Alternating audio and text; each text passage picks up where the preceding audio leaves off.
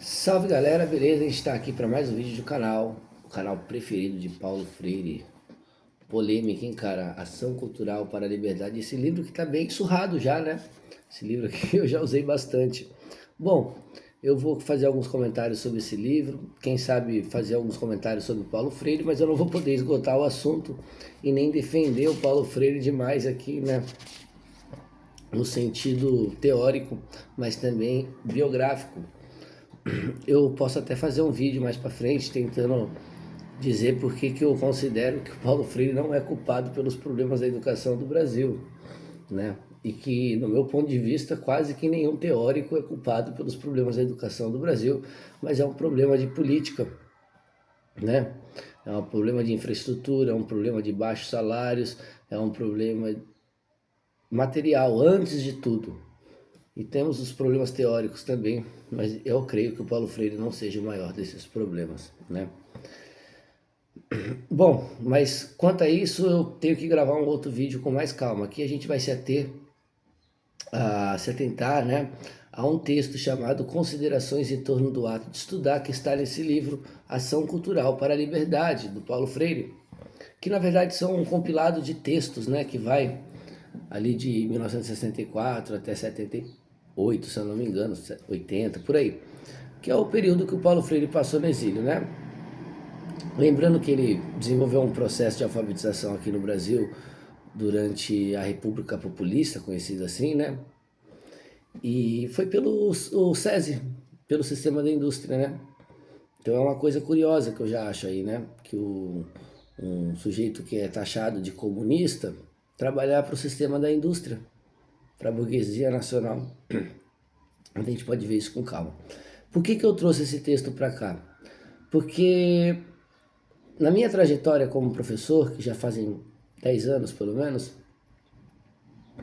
eu sempre busquei estudar, né, a minha área, que é História, depois minha pós-graduação em Filosofia, depois em Sociologia, depois em Religião, mas sempre na minha área que é Educação, né, então eu sempre estava lendo livros sobre construtivismo, sobre pedagogias mais conservadoras, sobre a história da educação no Brasil, né, sobre Piaget, Vygotsky e etc. E também fazendo diálogos com a filosofia, né?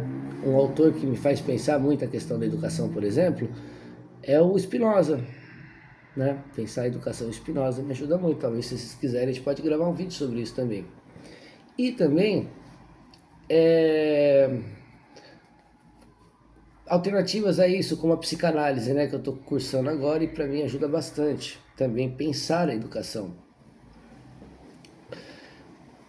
Mas na minha trajetória foi este texto do Paulo Freire, Considerações em torno do ato de estudar, que aqui está a primeira observação, né, escrito em 1968 no Chile. Este texto serviu de introdução à relação bibliográfica que foi proposta aos participantes de um seminário nacional sobre educação e reforma agrária. Então aqui esse texto ele me ajudou muito a dar aula, ele me ajudou muito no trabalho, na docência. Ele fez sentido na prática e eu vou tentar trazer aqui o que fez sentido para mim. E eu sempre apresento meus alunos porque pode ajudar. Me ajudou como professor, mas me ajudou também como estudante, como quem busca aprender, como quem busca ferramentas para poder aprender melhor, não é? Ou como dizem, aprender a aprender. A primeira coisa que eu acho interessante é que o título do texto é Considerações em torno do ato de estudar, ou seja, não são as regras, não é?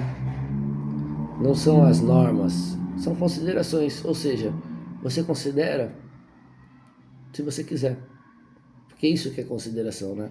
Quando eu digo, eu te considero um irmão, eu não sou obrigado, você não é meu irmão necessariamente, mas assim eu considero, é uma ação de escolha, então considere se quiser. Em torno do ato de estudar, é uma ação, a gente vai ver aqui, estudar é uma atitude, e eu diria, demanda disciplina. Então vamos lá, alguns grifos que eu faço desse texto. Toda bibliografia deve refletir uma intenção fundamental de quem a elabora. Eu trabalho isso também com meus alunos em pesquisa científica, que eu dou aula no curso técnico, em agro.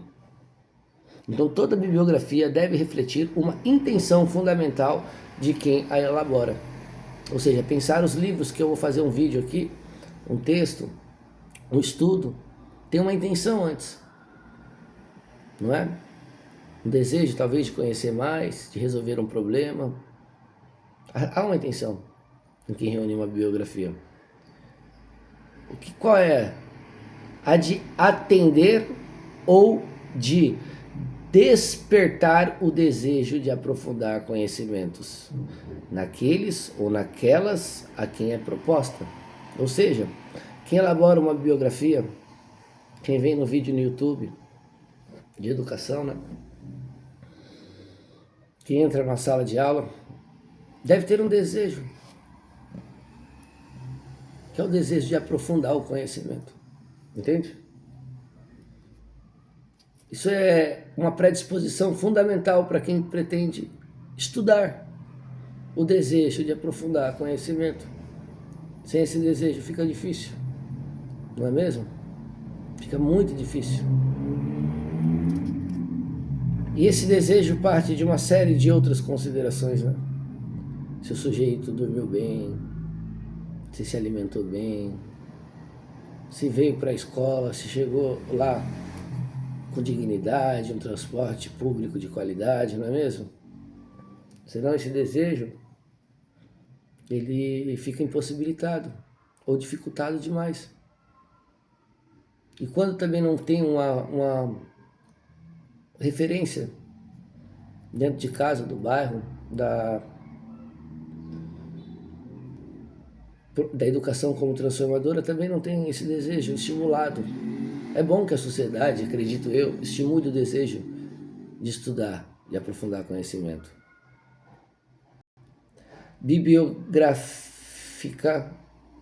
Bibliográfica não pode ser simples cópia de títulos.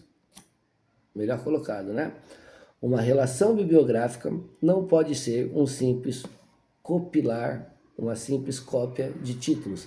Não é ficar reunindo artigos, mas é selecionar com atenção o que você vai ler, porque o tempo é valioso. Há muitos falam assim, leia tal autor. Eu falo, mas será que eu tenho tempo para isso? Será que vale a pena mesmo? Meu tempo é valioso. Quem sugere que deve saber o que está sugerindo e por que o faz, ou seja, por que eu estou escolhendo aqueles livros no meu estudo? A bibliografia, a reunião da bibliografia é muito importante. Estudar é realmente um trabalho difícil. Eu deixo isso claro desde o começo com meus alunos. Não é fácil. Demanda muito esforço e dedicação.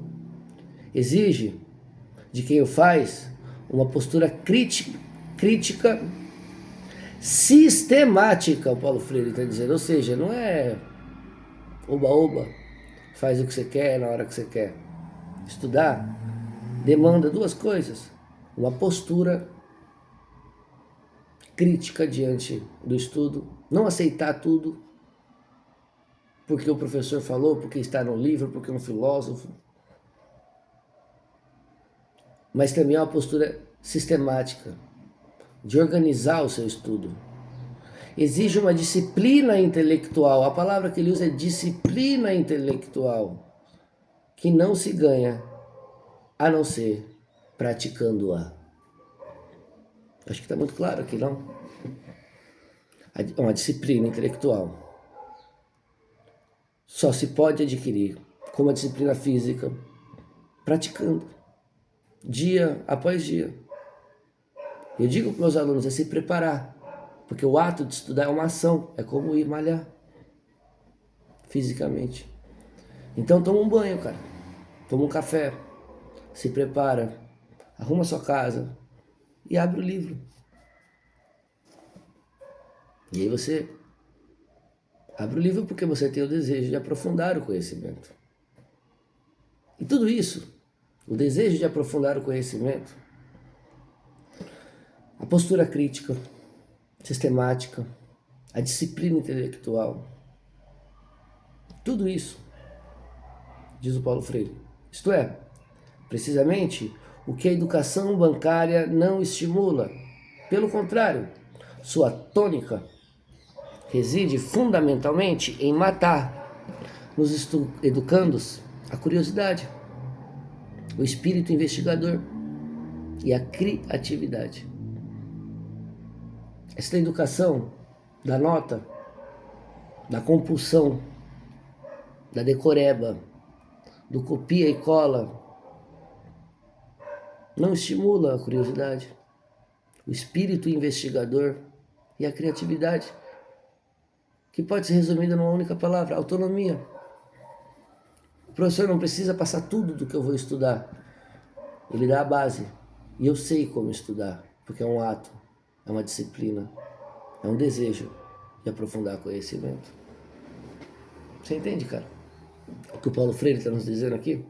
E ele critica aquilo que ele chama de uma educação bancária. Por quê? Porque é como um banco, você deposita e depois saca.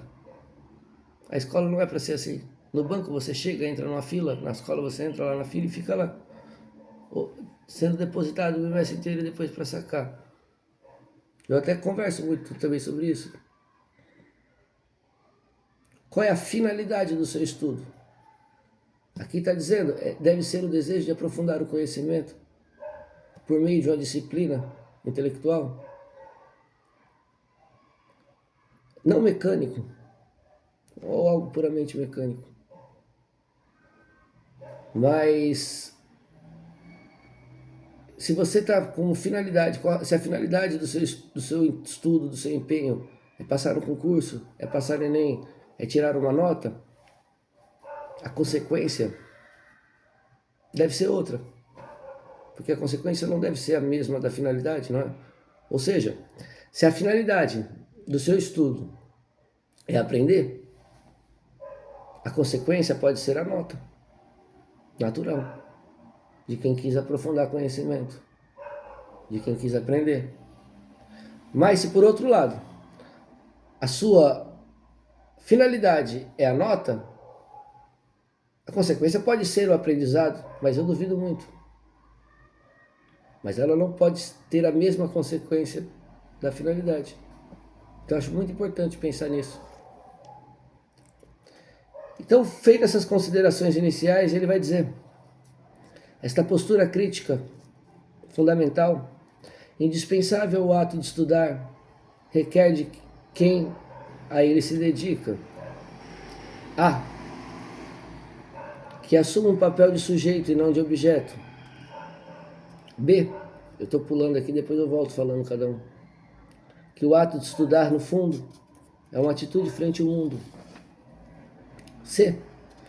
Que o estudo de um tema específico exige do estudante que se ponha, tanto quanto possível, a par da bibliografia e que se refere ao tema ou ao objeto de sua inquietude. D. Que o ato de estudar é assumir uma relação de diálogo com o autor do texto. E que o ato de estudar demanda humildade. Vamos ver cada um?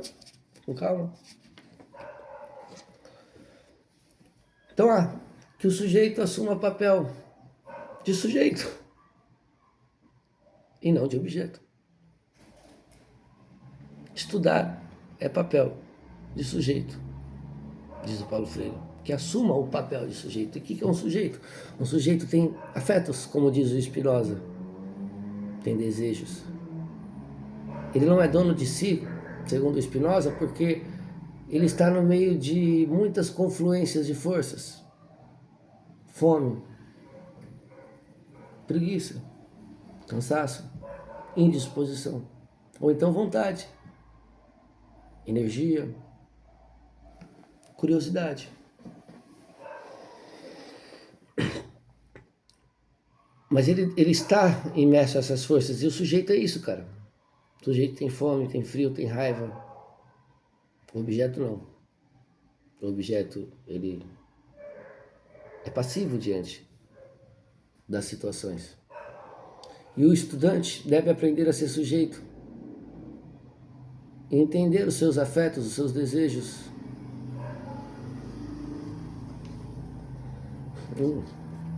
Perigoso isso, não é? Pedir para que as pessoas sejam sujeitos, tenham questões próprias, particulares. Estudar seriamente um texto é estudar o estudo de quem, estudando, escreveu. Eu falo isso para meus alunos, eles ficam doidos. Estudar seriamente um texto é estudar o estudo de quem, estudando, escreveu. É perceber o condicionamento histórico e sociológico do conhecimento. É buscar a relação entre o conteúdo em um estudo e outras dimensões afins do conhecimento. Estudar é uma forma de reinventar, recriar e reescrever. Tarefa de sujeito e não de objeto. O objeto não recria, não reescreve nada, não reivindica, não é? Estudar seriamente um texto é estudar o texto, é estudar o estudo de quem estudando escreveu. Eu estou estudando Paulo Freire e ele estudou outros autores. Então eu estou estudando o estudo dele. E você está ouvindo o meu estudo. Não de um texto, mas da relação de 10 anos com esse texto. Da prática. Porque o Paulo Freire também nos diz. Pensar a prática é a melhor forma de pensar certo. Eu levo isso para a minha sala de aula, eu levo isso para a minha vida e tem me ajudado. Não há nada que você diga, não funciona. Eu estou vendo na minha prática de 10 anos. A atitude crítica no estudo é a mesma que se deve tomar diante do mundo, da realidade, da existência. O estudo é um ensaio para a vida. Ele não pode estar apartado da vida. Assim que, diante de um livro, esse sujeito, leitor, pode ser despertado por um trecho que lhe provoca uma série de reflexões em torno de uma temática que o preocupa e que não é necessariamente a que trata o livro em seu apreço. Eu me lembro, estou aqui com a camiseta do Haile Selassie, estava dando aula sobre Etiópia, o reino de Sabá. Na verdade eu estava dando aula sobre África, toda a região ali da África Oriental. Núbia, Etiópia, atual Etiópia, também, e o reino de Zimbábue. E eu comentei sobre o movimento Rastafari, que me influenciou muito, que eu aprendi pelo reggae, na minha experiência de vida, que me levou muito caso interesse na história. Está aqui até hoje minha camiseta do imperador da Etiópia, meus dreads. E uma aluna foi lá e fez um trabalho sobre o Rastafari. Não era o tema oficial, mas eu comentei, foi um trecho que a estimulou a pesquisa própria. E ela fez uma grande pesquisa, entende? Autônoma, com criatividade, com investigatividade, com curiosidade, autonomia, para estudar o que interessa e aprender a estudar, a pesquisar. Isso que é importante.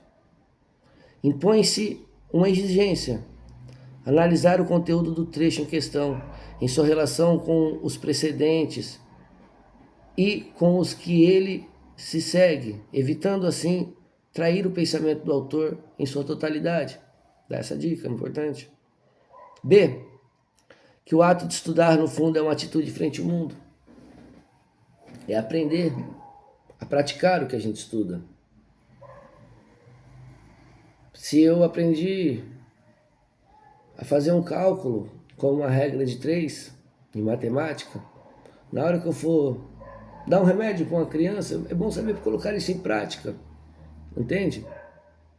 Eu me lembro que eu li, ainda muito jovem, um livro chamado Escritos Anarquistas, do Hitchcock, George Hitchcock, um autor que tem aqueles até história do movimento anarquista. E eu não entendi nada, porque eu era muito novo, eu tinha uns 15, 14 anos. Eu lembro que eu li no fundo assim, quem quer que seja, que põe as mãos sobre mim para me governar, é um usurpador, um tirano, e eu o declaro meu inimigo. José Pierre Proudhon. Falei, nossa, que interessante. Eu não entendi nada. E achei legal. E carreguei essa frase que está comigo até hoje. Mas eu não sabia o que era tirano, usurpador. Até que um dia, depois da escola, eu estava assistindo novela, televisão, Chaves, talvez. E aí começou a novela A Usurpador, e eu parei para pensar e falei, eu conheço essa palavra. Eu comecei a observar o usurpador e eu falei, não é legal. Não é mesmo? Aí eu falei, bom, estou entendendo melhor a frase. Depois, o que é tirano? Será que é como em São Paulo se diz, está tirano? Não, mas é de tirania. E quando eu comecei a entender aquela frase, que demorou anos para interpretar, eu comecei a pensar se ela fazia sentido na vida, na prática. E quando eu a pratiquei, eu vi que eu entendi aquela frase. Eu levei anos. Por exemplo, quando eu sabia que um político havia desviado dinheiro, usado a autoridade, naquele período principalmente, eu declarava meu inimigo. Tudo bem, mudei de opinião ao longo da história, porque acho que é normal da minha história, né? Então, que estudar, no fundo, é uma atitude frente ao mundo. Não se estuda só no livro, né? Ler um livro que nem Salmos tem que ter função prática. Filosofia é isso também. Tudo, na verdade, todo estudo, né? Estudar é também e, sobretudo, pensar a prática. E pensar a prática é a melhor maneira de pensar certo. Dessa forma, quem estuda não deve perder nenhuma oportunidade em suas relações com os outros, com a realidade, para assumir uma postura curiosa. Olha que legal isso, cara. Não é legal, cara? Eu estou sendo romântico. Estudar começa no livro e vai para a rua. Não é? Vai para a prática, vai para o mundo. Por isso que eu acho que a gente tem que pensar junto com o mundo. Não é isolado. O livro é só uma parte desse processo. É uma parte que me carece muito, que me toca muito, entendeu? Que me interessa, mas não é tudo. Que o estudo de um tema específico, exige do estudante que se ponha, tanto quanto possível, a par da bibliografia, que se refere ao tema ou ao objeto de sua inquietude. Essa palavra é bonita, né? Inquietude, estou inquieto. Quando eu estou a fim de um tema, eu fico inquieto. Eu não quero sair, eu não quero fazer. Até um pouco obsessivo da minha parte.